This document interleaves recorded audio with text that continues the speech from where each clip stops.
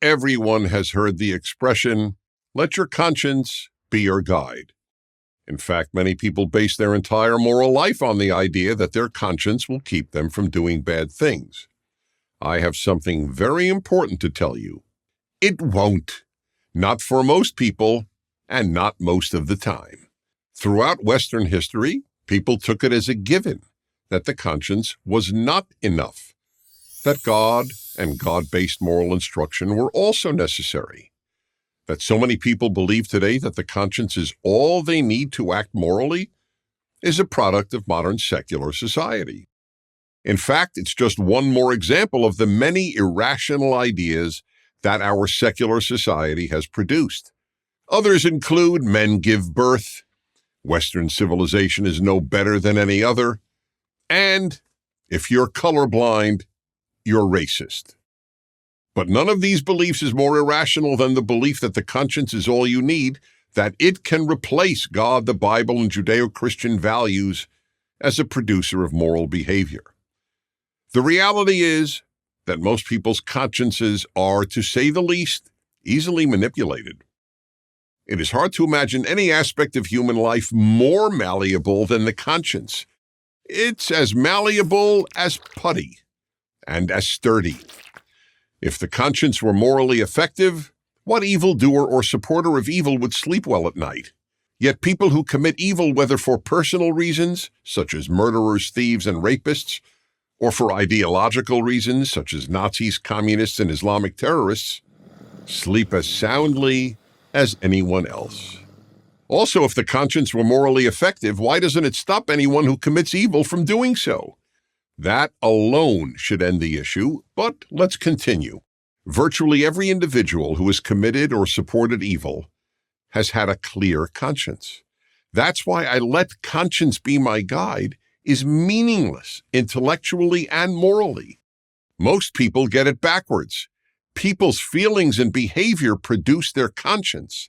Their conscience doesn't produce their feelings and behavior. Most people do either what they want to do and then tell their conscience that what they did was right, or their feelings decide what is right and they label those feelings conscience.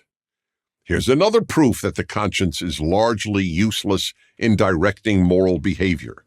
People on the opposite sides of every conflict are equally convinced they are listening to their conscience. Take the morally clear example of World War II. German soldiers and concentration camp guards followed their consciences, but so did the Allied troops and leaders who fought them. The Western spies who gave atom bomb secrets to the great mass murderer Joseph Stalin followed their consciences, but so did the anti-communists who opposed Stalin. Even the Japanese soldiers who used Korean women as comfort women, women they gang raped day after day, all followed their consciences, but so did the Allied troops and leaders who fought the Japanese in World War II. The list is endless. And we don't need the extreme example of World War II. People who believe the human fetus has a right to live, unless its death is necessary to save the life of the mother, and those who do not believe the human fetus has a right to live unless the mother wants it to, are both equally convinced their consciences dictate their views. People who believe it is moral to surgically remove the healthy breasts of any girl or young woman who says she is a boy have a completely clear conscience, as do those who think this act constitutes mutilation. Given the moral unreliability of the conscience, conscience means little more than what one feels is right or wrong. In other words, in most people, conscience is just a euphemism for what I feel. So then, given the frequent uselessness of the conscience, how is one to be morally guided?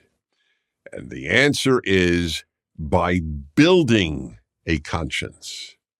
The conscience we are born with needs to be developed just like the muscles we are born with need to be developed.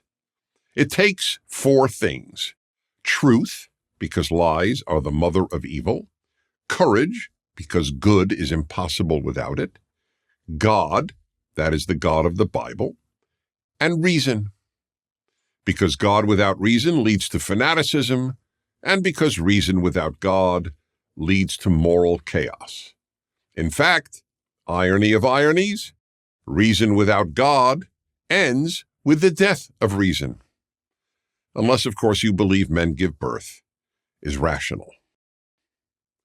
So you can let your conscience be your guide, but only if you build it properly, with truth, courage, God, and reason.